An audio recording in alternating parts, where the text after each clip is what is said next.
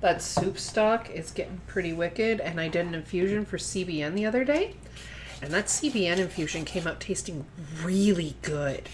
Like, surprisingly good. So this soup stock is going to be great. But I'm also thinking that maybe the soup stock is going to be very, very potent and very oily, because the infusion remains that I kept turned out, we did the math. You can check out the other streams if you want to see how that was done. But it turns out that there's a 2 full cups worth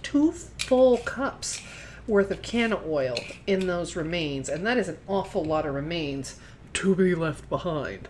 So I'm thinking that instead of putting it in like 1 or 2 dishes where it's just like lots of weed in 1 or 2 dishes, like soups, I can just, turn it into my soup stock and then condense it down, boil off all the excess water and turn it into an actual bouillon.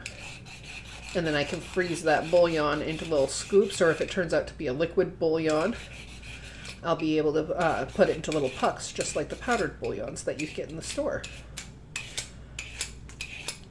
But there's absolutely no reason to let that much can oil go to waste.